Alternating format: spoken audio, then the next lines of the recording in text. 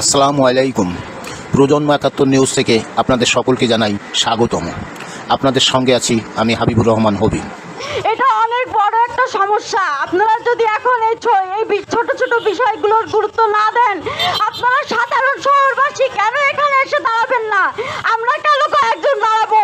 এটা আমার, আপনার, আপনার মেয়ের, আপনার বাবার, মায়ের, বোনের সবার ব্যক্তিগত নিরাপত্তার বিষয়। আপনি যদি একজন সচেতন নাগরিক হন তাহলে আপনাকে অবশ্যই দাঁড়াতে হবে। এখন যদি একটা দল চাঁদাবাজি, টেন্ডারবাজি করে মানুষকে পথে ঘাটে হত্যা করে যদি নব্য স্বৈরাচার রূপে ফিরে আসতে অন্যদিকে তাদের দায় ঠেলে দিচ্ছে, আপনারা একটা দায় অন্যদিকে ঠেলে দিয়ে পার পাবেন না। বিগত 10 মাসে এ ধরনের অপ্রীতিকর ঘটনা প্রতিনিয়ত ঘটছে। ইন ফিউচার কি হবে এটাও আমরা বলতে পারছি না।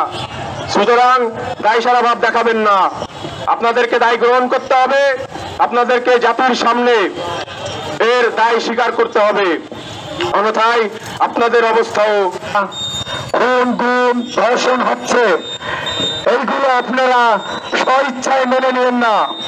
আমরা যেমন আপনাদের জন্য রাজপথে নেমেছি, আপনারা রাজপথে নামেন যাতে আর কেউ আপনাদের কাছে চাঁদা চাইতে না পারে।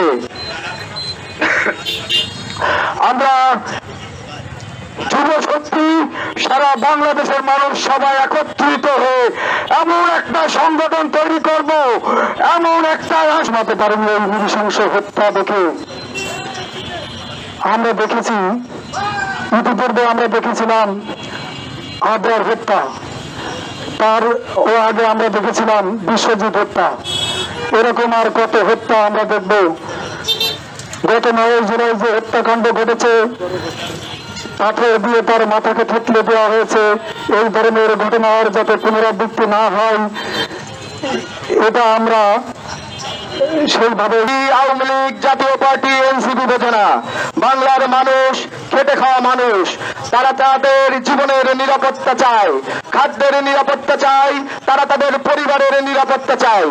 আমরা যশোর জেলা যুব শক্তি, আমরা সাধারণ মানুষের কথা বলি, আমরা কৃষকের কথা বলি, আমরা খেটে খাওয়া মানুষের কথা বলি, আমরা রিক্সাওয়ালার কথা বলি, আমরা দর্জির কথা বলি, আমরা একজন চাওয়ালার কথা বলি, এবং আমরা কথা বলেই যাব।